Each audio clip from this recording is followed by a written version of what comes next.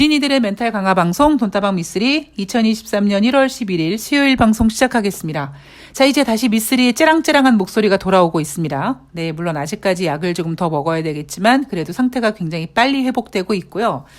어제 잠을 좀 못 잤다고 말씀을 드렸는데 어제 하루 종일 주식시장과 싸우면서 그리고 꽤 오랫동안 정말 저한테는 이제 트라우마가 될지도 모를 것 같은 그런 종목이 이벤트 종목 중에 하나가 이제 수익 구간에 돌아서 일부 매도해드린 분들도 계시고 그리고 이제 또 매도를 대기하는 분들도 계시고요.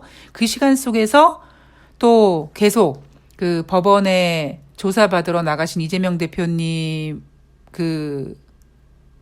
응원하면서 하루를 보냈습니다.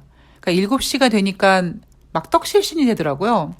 근데 7시가 돼도 이재명 대표님이 조사를 마치고 나오지 않으니까 이제 왠지 모르게 그냥 그 조사받는 시간 동안 그 힘든 시간을 저도 제 나름대로 같이 좀 이렇게 공유해주고 싶었던 마음이 있었고요.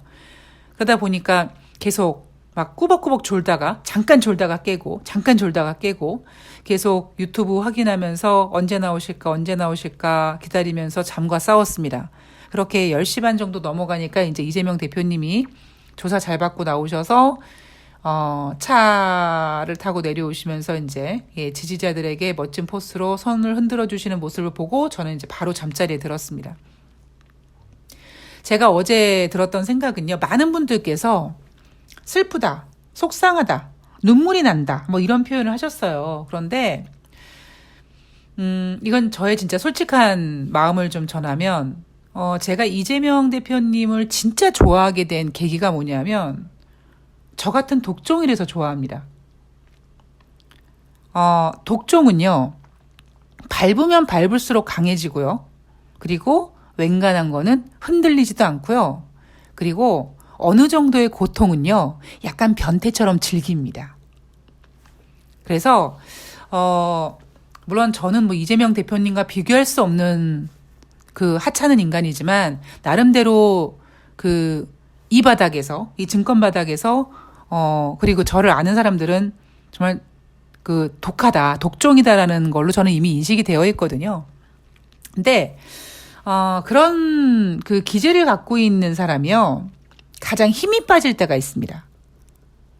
그러니까 반대로 말씀드리면 그렇게 독종인 사람들에게 가장 힘이 되는 건 뭐냐면 옆에서 막 더 힘차게 해줘야 되는 거예요. 야, 당신만 강하냐? 당신보다 더 강한 내가 옆에 있으니까 힘내!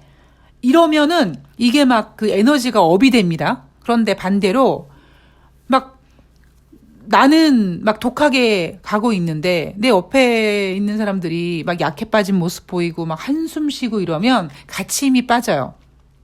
그래서 제가 예전에 한번 말씀드렸잖아요. 저는 인간관계에서 이렇게 만나서 입버릇처럼 이렇게 얘기하는 사람들이 있어요. 나 죽을 것 같아. 나 망한 것 같아. 나 안 될 것 같아. 이런 식으로 김 빠지게 하는 그 말들을 하는 사람들이 있습니다. 저는 그런 사람들은요, 인간관계에서 무조건 잘라버려요. 저는 그런 사람들을 불행바이러스라고 얘기합니다.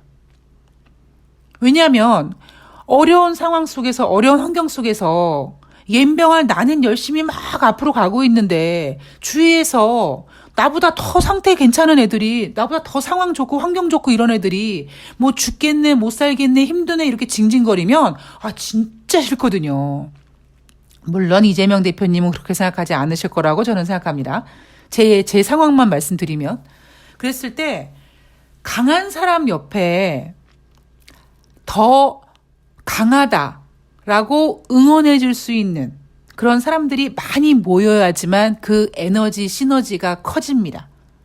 그래서 제가 어제 드는 생각은 딱 한 가지였어요. 제가 지난번 새날 방송에서도 한번 말씀을 드렸는데 국진당에서는 뭐 당당하면 나가서 조사받으라 그랬잖아요. 그러니까 당당하게 나가서 조사받은 거잖아요. 그런데 이제 또 국진당은 또 다른 또 개소리를 하면서 또 시부렁거립니다. 그런데 그냥 이재명 대표님은 당당하게 나가서 조사받았고 법적 다툼 할 거고 자, 나 했어. 그럼 이제부터 우린 뭐 해야 되느냐? 김건희, 예, 특검 가야죠. 진짜로. 그래서 제가 어젯밤에 잠들기 직전에 봤던 게 민주당 당대표가 법원에 조사받으러 뭐 나가는 날 김건희 TF팀이 꾸려졌다 뭐 이런 기사도 봤는데요. 진짜 우리는 이제 에너지를 집중하고요. 그리고 이젠 눈물도 흘리지 마세요. 눈물을 왜 흘려? 울지도 마. 슬퍼하지도 마세요. 아니, 생각해 보세요, 여러분. 전쟁을 하는데, 내가 지금 목숨을 걸고 전쟁을 하는데, 막 그냥 악이 받쳐서 그냥, 그래, 너 죽고 나 살자 하면 죽어라! 그러고 달려가서 싸워야 되는데, 적이 앞에 있는데, 막 싸우러 나가면서 막 눈물 찔찔 짜면 그게 이길 수 있습니까? 없습니까? 당연히 못 이기죠. 그러니까 제가 여러분들한테 뭐 주린이들의 멘탈을 잡아드린다라는 방송 컨셉으로 돈다방 미스를 하고 있지만 사실 주식이나 인생이나 다를 바 없습니다. 그러니까 여러분들 절대 앞으로 울거나 속상해하실 필요가 없습니다. 그냥 싸우면 돼요. 어떻게?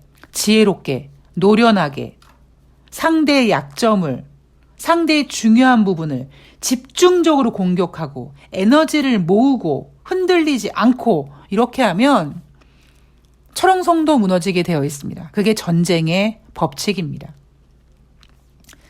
자, 오늘부터 제가 그런 얘기 해드렸잖아요.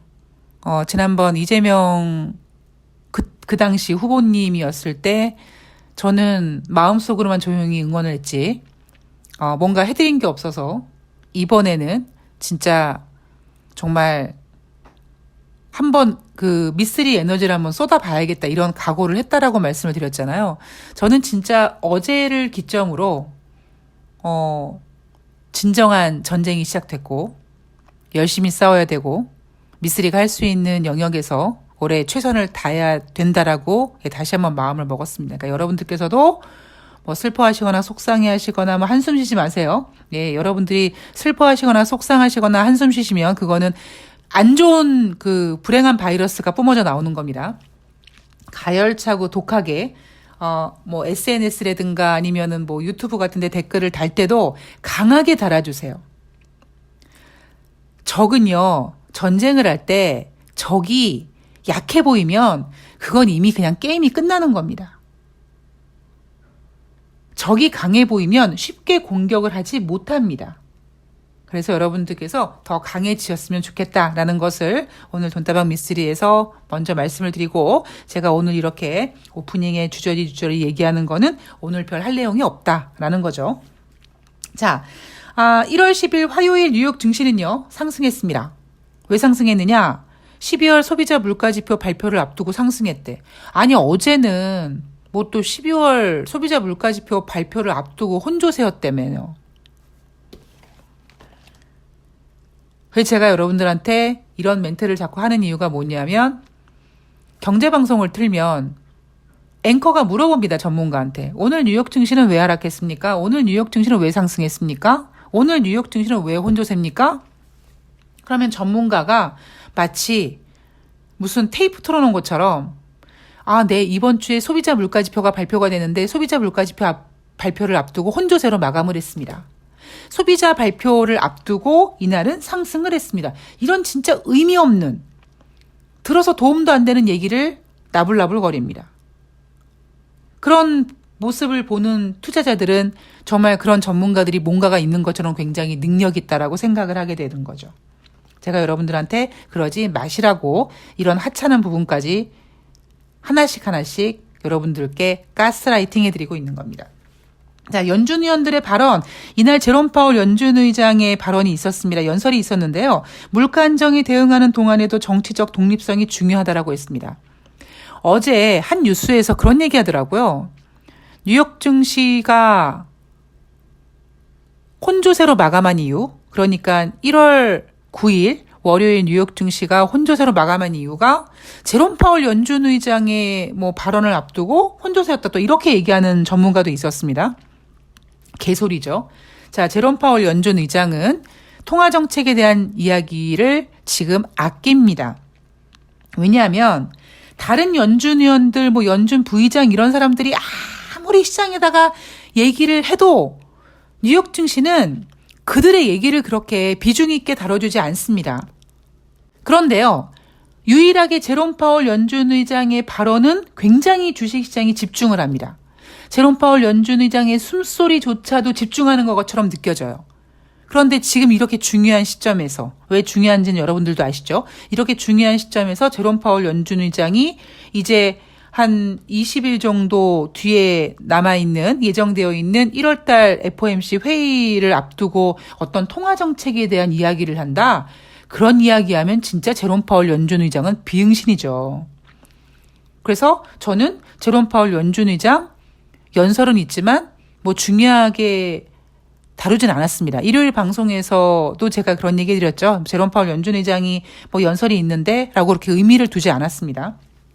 자, 그리고 미셸 보우만 연준 이사가 인플레이션이 진정될 때까지 당분간 더 금리를 인상해야 된다. 뻔할 뻔짜 이야기를 했습니다. 자, 전일에는 샌프란시스코 연방은행 총재, 애틀란타 연방은행 총재도 이와 같은 발언을 했죠. 자, 이들의 발언은 어떤 발언입니까?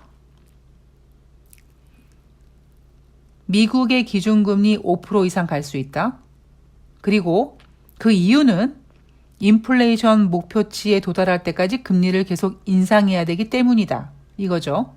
그들이 이렇게 한결같이 지금 주식시장에다가 금리 인상 5%, 인플레이션 2%를 합창하듯이 노래를 부르는 이유는 뉴욕 증시가 금리 인상이라는 악재를 벗어나고 막 정말 머리에 콧 달고 막 그냥 막 발광할까봐.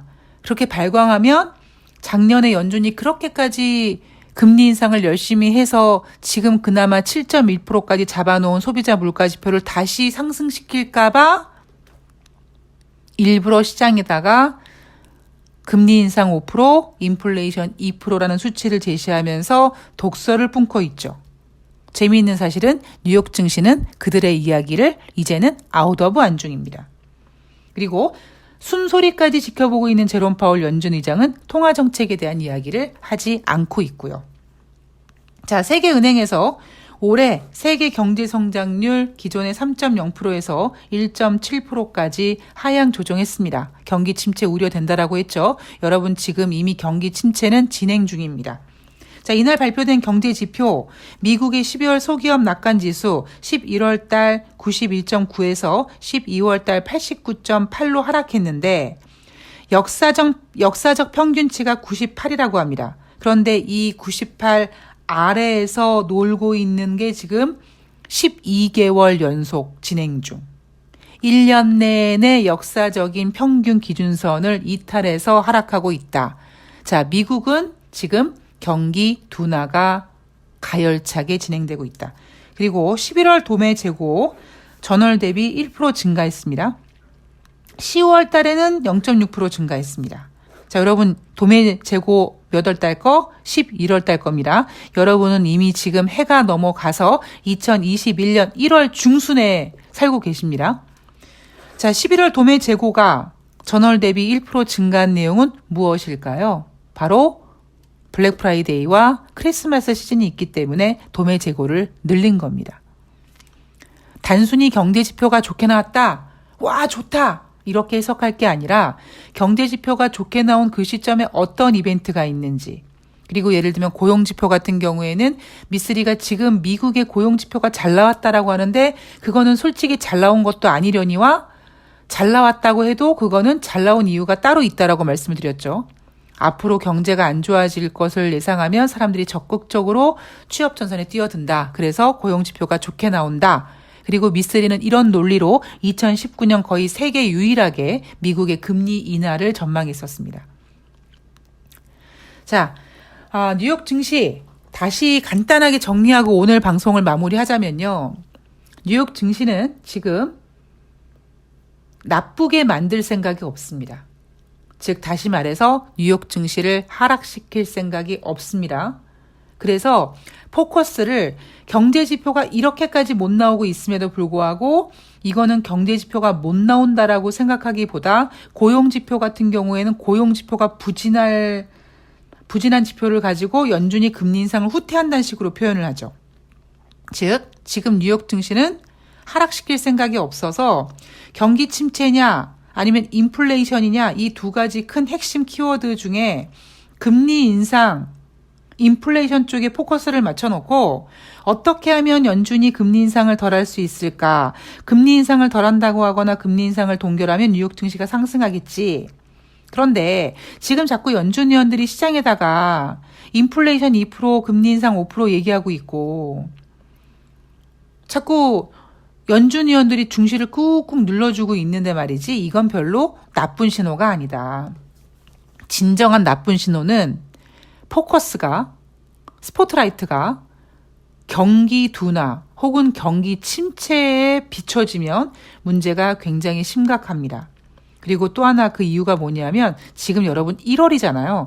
1월에 만약에 경기 침체나 경기 둔화에 포커스가 맞춰지면 굉장히 피곤해집니다. 그래서 미쓰리가 12월 달에 예상한 대로 1월 달 주식시장 분위기는 어느 정도 미국 증시를 빼지 않을 거라는 계획 하에 연준 위원들의 발언들로 꾹꾹 눌러주면서 12월 소비자 물가 지표를 확인할 때까지 그런 흐름으로 가다가 12월 소비자 물가 지표가 어떻게 될지 모르겠습니다만 어쨌든 그 12월 물가 지표가 지금 예상대로는 6.5, 6.6 정도 예상되고 있는데 그 정도 감소가 진행이 된다면 이제 12월 소비자 물가 지표, 인플레이션 지표 확인한 다음에 어닝 시즌으로 넘어가면서 지난 분기 어닝 시즌이 좋지 않지만 1월 달이기 때문에 앞으로 전망에 조금 더 집중할 거라는 증시 전망입니다. 자, 너무 복잡했나요? 제가 얘기하다 보니까 제 머릿속엔 정리가 됐는데 여러분들께 얘기하다 보니까 정리가 안 됐네요. 다시 간단하게. 자, 1월 달 뉴욕 증시는 지금 뺄 생각이 없습니다. 뺄 생각이 없다 보니까 포커스를 인플레이션에 맞춰놨고요. 그 인플레이션은 지금 둔화되고 있습니다. 둔화되고 있지만 인플레이션이 둔화돼서 혹시 투자자들이 흥분할까봐 연준 위원들은 독서를 뿜어내고 있고요. 그래서 증시를 빼지 않는 분위기로 1월 중순까지 흘러왔습니다. 분위기 나쁘지 않아요. 그런 상태에서 이제 12월 달 소비자 물가 지표 확인하고 그리고 어닝 시즌으로 넘어갈 텐데 소비자 물가 지표가 어떻게 나올지 모르겠습니다만 일단 지금 예상은 7.1보다는 둔화된 지표는 거의 우리가 확신하고 있잖아요. 앞으로 얼만큼 둔화되느냐, 예상보다 더 둔화되느냐, 뭐 예상만큼 둔화되느냐, 뭐 이 정도의 선이죠. 그러면 12월 소비자 물가 지표 확인하고 어닝 시즌으로 넘어가는데 어닝 시즌은 원래 1월 달에 발표되는 어닝 시즌은 일회성 비용으로 좋지 않다. 그거를 알고 있는 전문가들이 실적에 집중하기보다 올해 1월이니까 올해 내내 뭐 상반기, 하반기 이렇게 미래를 전망하는 긍정적인 내용에 집중한다. 그래서 미쓰리는 1월달 증시를 그렇게 부정적으로 보지 않고 있었다. 다만 우리가 안심할 때마다 언제든지 뒤통수를 맞고 있기 때문에 미쓰리는 여러분 괜찮습니다, 좋아요라는 얘기를 하지 않겠다고 말씀을 드렸고요. 언제든지 위기는 튀어나올 수 있습니다. 그 위기에 맞춰야 되고요. 그리고 지금 주식시장은 결코 유동성 장세가 아니라는 점, 이거 명심하셔야 되고요. 최근 이벤트에 대한 그 메일이 오는데요. 이벤트를 제가 너무 가열차게 하다 보니까 멤버가 많아지셔가지고 정신이 없어서 제가 일단은 지금 진행하시는 분들만 지금 모시고 하고 있습니다. 근데 이분들이 이제 계속 하시니까 그런데 만약에 이제 예를 들면 TO가 생기면 제가 한 분 한 분 이제 하셔도 됩니다라고 할 테니까요. 이벤트 신청하실 분들은 이메일로 메일을 주시면 제가 체크해 놨다가 이제 자리가 남네. 빨리 낑기세요. 빨리 뛰어들어오세요라고 연락을 드릴 테니까요. 이벤트 신청하실 분들은 이메일로 보내 주시면 될 것 같습니다. 자, 저는 오늘 방송은 여기서 마치고요. 저는 1월 12일 목요일 새날 방송이 있지만 그럼에도 불구하고 돈다방 미쓰리는 진행하겠습니다. 저는 내일 방송에서 뵐 거고요. 오늘 건강 조심하시고요. 오늘 날씨가 포근하다고 하는데 그래도 감기 조심하시고요. 저는 내일 뵙겠습니다. 고맙습니다.